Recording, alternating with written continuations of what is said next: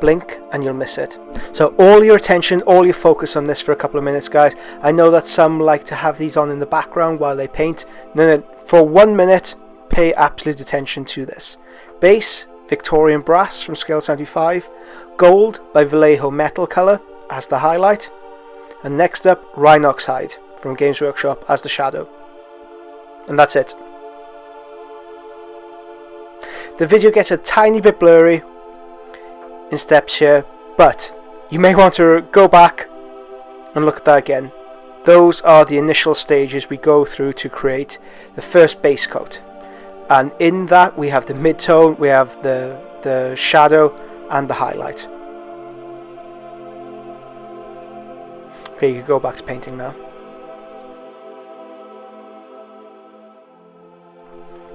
To highlight the section of the shoulder pad, I'm using pure silver. The very tip of the brush, very light pressure, and I'm rolling that along the hard, clean-cut edges of the resin shoulder pad for an edge highlight, and then I will keep the highlighting consistent with the lines that I've already built up through the airbrushing stages. Now, these highlights and shadows may look a touch haphazard at first. When you look at this kind of work, you think, how the hell do you know where to place your shadows and highlights? Well, have a look at what we've built up previously. You can see that the red highlight running along the greave of the armour, along his arm, is consistent with the gold highlight we've built up on the shoulder pad.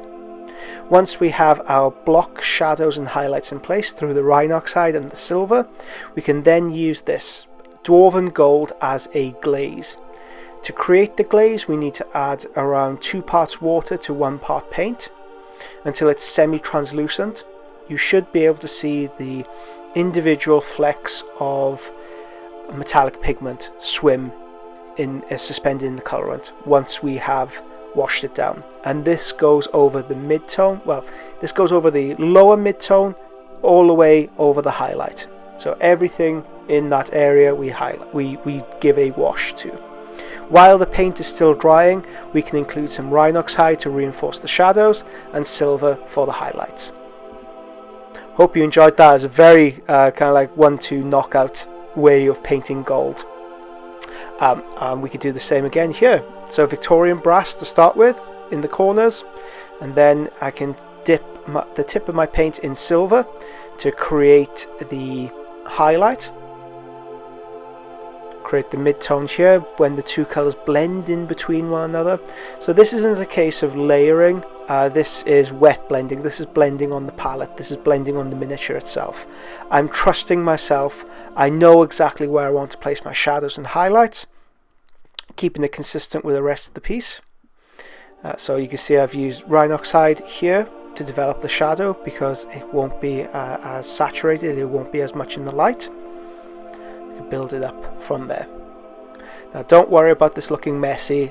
The aim of this portion is not for it to look neat. We want to establish those big bold highlights in the first initial layers. We do not want to add glazing here.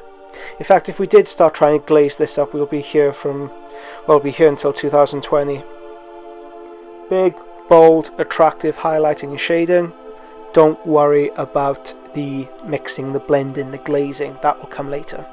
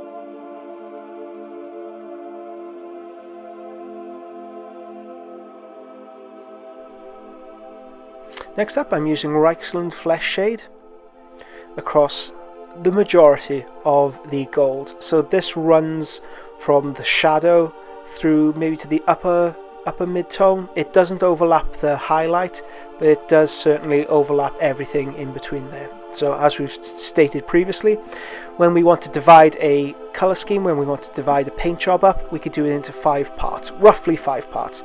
Highlight, upper mid-tone, mid-tone, lower mid-tone, shadow. This rolls over from the shadow all the way up to the upper mid-tone. Okay, here I've just added a touch of Rhine oxide to the very tip of my brush, and I'm applying this into the very darkest recesses. Now when we add the Reichsland Flesh Shade over, it will matte all the metallic colours down. Later on in the process, I'll be returning to my Dwarven Gold and my Vallejo Silver.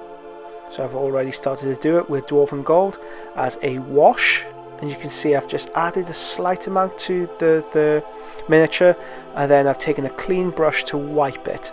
When you wipe it across the surface, it leaves a slight imprint, and we can build up those layers. Next up, I use silver to add those final edge highlights. Now, what that video feel like to you guys? Because editing this thing, it felt like a glass of cold water being thrown in my face. It's very short, very sharp, very sweet, very to the point.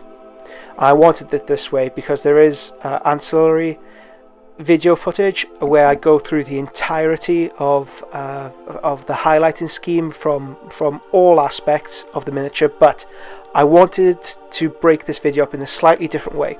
So this video will concentrate on the technique and the theory behind what we do, and it's very heavily edited with the assistant, the notebook, explanations, etc. The next video will concentrate on just showing you the raw footage. There will still be an assistant showing you the paints used and a notebook where I'll display the finished miniature, so you get an idea of where we are headed. But there'll be very little notation from me. There'll be very little in the way of voiceover. So this is for the theory. If you did want to explore this subject slightly further and you wanted to see each individual brushstroke, well, the next video is there for your reference.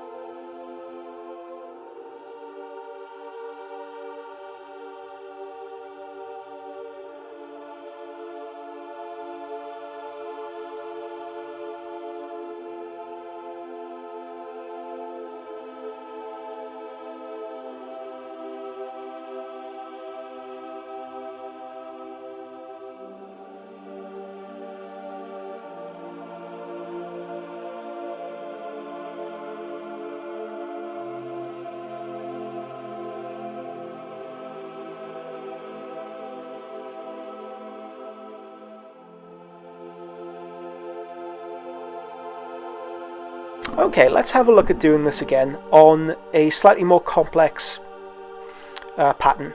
So let's have a look at this golden halo.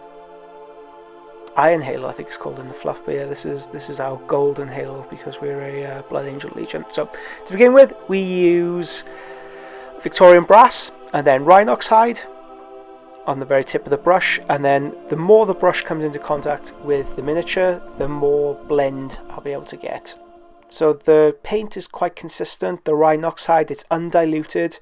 I do not water this down whatsoever, and as I brush it on the surface of the miniature, it will pick up on the underlying layer and give that nice blended, faded appearance.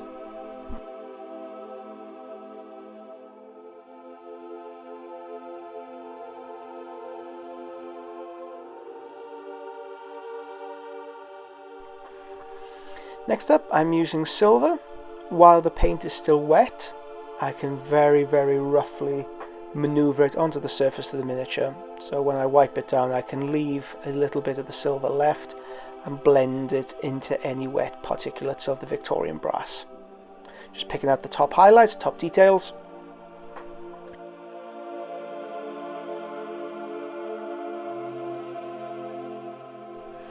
Same thing on the back. Victorian brass. I think there's a tiny minute amount of silver that found its way onto my brush. I'm not panicking. I don't worry about that, because when gold reflects, it reflects all kinds of different hues and any ambient colours around it. Rhinoxide to establish my shadows. Big, bold shadows. Not worried too much. Well, I'm not worried at all about the blend at this point. I want those very strong contrasts, more so than anything.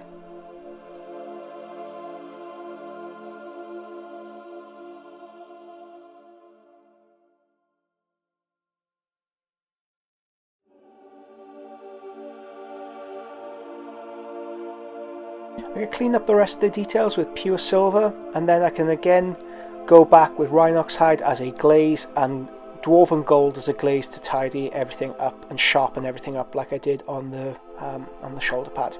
And that's it! A very, very refreshing video, short, sharp, sweet, to the point.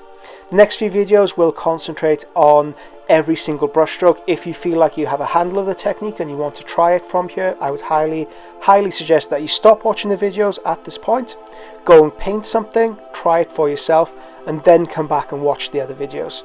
And if you do try this technique, please send me lots of pictures of them. I'd love to see what you guys create off the back of this. Okay, thank you very much, and I will leave you with every brushstroke in the reference video. Thank you.